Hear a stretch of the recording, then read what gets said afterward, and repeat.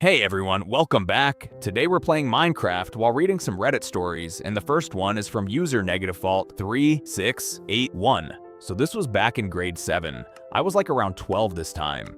We had a EMS teacher. Now he was the most hated each ever.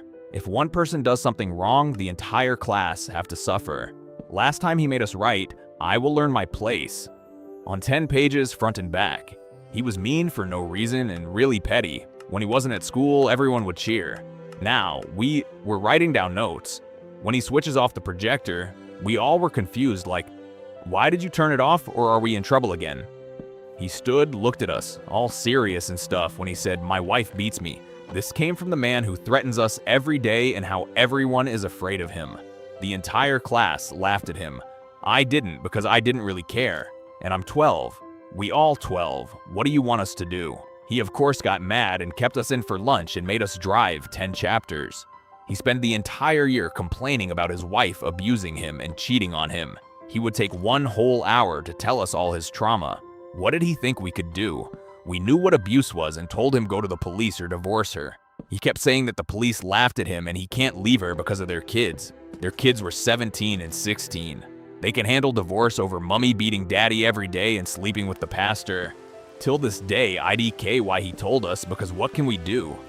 That story is honestly wild. Like, it's sad he was dealing with abuse, but dumping that on a class of 12-year-olds and then taking it out on them just isn't okay. What do you guys think? Was he just struggling, or did he cross a line bringing all that into the classroom? Alright, let's move on to the next story. This one is from Reddit user aggressivepublic756. I sit in the back of class, third row, last seat. The desk next to me is empty, has been since September. No one sits there, no one asks why. I carved my name into that desk. I found it last week. Julian. My handwriting, the wood is worn, the name is old. I have been at this school for 2 years. I never carved my name. I do not remember doing it. I asked the teacher. She said that desk has been like that since before you came. I asked the janitor. He said that desk is from the 90s. Lots of kids carve their names. But the carving is fresh. The wood is light under the letters. Not dark, not aged. I carved it recently. I just do not remember. I started staying after class. I watched the empty desk. At 3:47 p.m. the chair moved. Not much, an inch. I left. I came back the next day. The chair was pulled out, facing me. I set up my phone to record. I left it on the windowsill. I went home. The footage showed nothing until 4:02 p.m. Then a shadow.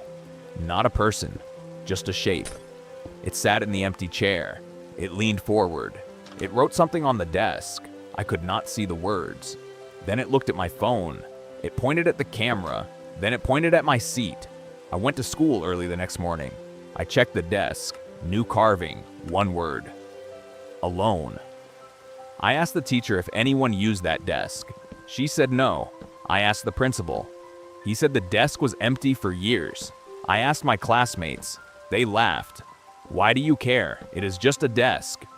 But I care, because I am alone. I eat lunch alone. I walk home alone. I sit in my room alone. My phone does not ring. My messages go unanswered. I have not had a conversation longer than 3 minutes in months. I think the shadow is me. Not a ghost, not a demon, just the part of me that gave up. The part that stopped trying to make friends. The part that accepted the empty desk. The part that carved my name into the wood so someone would know I was there. I am still here. I am still alone. The shadow sits next to me every day after class. It does not speak.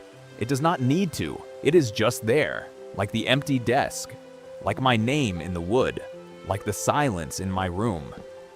Yesterday, I carved something new. Under my name. 2 words. Help me. No one has seen it.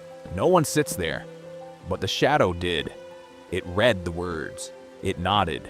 Then it wrote back. 1 word. How? I do not have an answer. I am still figuring that out. If you see an empty desk, do not sit there. The seat is taken. And if you see a name carved into wood, do not add yours. 1 is enough. Based on my real high school life. I wrote this from my bedroom. The desk next to me is empty. My phone is silent. The shadow is here. It is typing this with me.